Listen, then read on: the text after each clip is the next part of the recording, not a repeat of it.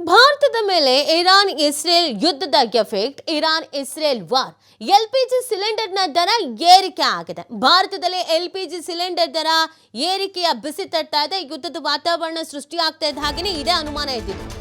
ಭಾರತೀಯರಿಗೆ ಈ ಯುದ್ಧದ ನೇರದ ಪರಿಣಾಮ ಹೇಗಿರುತ್ತೋ ಆದರೆ ಇಂಡೈರೆಕ್ಟ್ಲಿ ಸಾಕಷ್ಟು ಸಮಸ್ಯೆಯನ್ನು ಎದುರಿಸಬೇಕಾಗತ್ತೆ.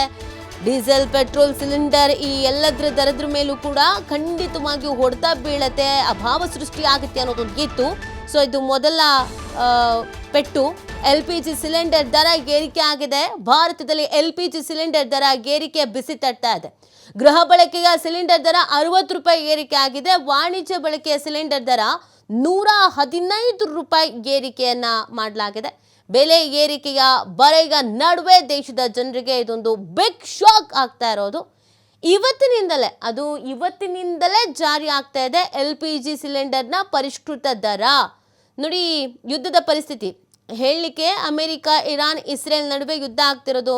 ನಾವು ಆರಾಮಾಗಿದ್ದೀವಿ, ನಮಗೇನು ಸಮಸ್ಯೆ ಇಲ್ಲ ಅಂತ. ಬಟ್ ಒಂದೊಂದೇ ರೀತಿಯಾದಂಥ ಸಮಸ್ಯೆಗಳು ಈಗ ಕಾಣಿಸ್ಕೊಳ್ತಾ ಇದೆ. ಒಂದು, ಈಗಾಗಲೇ ಈ ಮೊಟ್ಟೆ ಉದ್ಯಮಕ್ಕೆ ಹೊಡೆತ ಬೀಳ್ತಾ ಇದೆ. ಇನ್ನೊಂದು ಕಡೆಯಲ್ಲಿ LPG ಸಿಲಿಂಡರ್ನ ಪರಿಷ್ಕೃತ ದರ ಇವತ್ತಿನಿಂದಲೇ ಜಾರಿ ಅಂತ ಹೇಳ್ತಾ ಇರೋದು. ಈಗ ಆಲ್ರೆಡಿ ಎಲ್ಲ ದಿನ ಬಳಕೆಗಳ ವಸ್ತುಗಳ ಬೆಲೆಯೂ ಕೂಡ ಜಾಸ್ತಿ ಆಗಿದೆ. ಇದರ ಮಧ್ಯದಲ್ಲಿ ನಾವು ದಿನನಿತ್ಯ ಬಳಸುವಂಥ ಸಿಲಿಂಡರ್ ದರ ಕೂಡ ಏರಿಕೆ ಆಗ್ತಾ ಇರೋದು ಸಹಜವಾಗಿ ಹೊಡ್ತಾ ಬೀಳ್ತಾ ಇದೆ. ಗೃಹ ಬಳಕೆಗ ಸಿಲಿಂಡರ್ ದರ 60 ರೂಪಾಯಿ ಏರಿಕೆ ಆಗಿದೆ. ವಾಣಿಜ್ಯ ಬಳಕೆಗ ಸಿಲಿಂಡರ್ ದರ 115 ರೂಪಾಯಿ ಹೆಚ್ಚಳ ಆಗಿದೆ. ಸೊ ಇದೇ ಥರದ ಪರಿಸ್ಥಿತಿ ಮುಂದುವರೆದ್ರೆ, ಈಗ 8ನೇ ದಿನ ಯುದ್ಧ ನಡೀತಾ ಇರೋದು. ಇದಿನ್ನು 1 ತಿಂಗಳು ಕಾಲ ಅಂತೆಲ್ಲ ಹೇಳ್ತಾ ಇದ್ದಾರೆ. ಸುಮಾರು 4 ವಾರಗಳಂತೂ ಯುದ್ಧ ನಡೆಯುತ್ತೆ ಅಂತ ಸ್ವತಃ ಖುದ್ದಾಗಿ ಟ್ರಂಪೇ ಹೇಳಿರೋದು. ಅದಕ್ಕಿಂತ ಜಾಸ್ತಿನೂ ಆದರೂ ಆಗಬಹುದು ಅಂತಲೂ ಹೇಳ್ತಾ ಇದ್ದಾರೆ.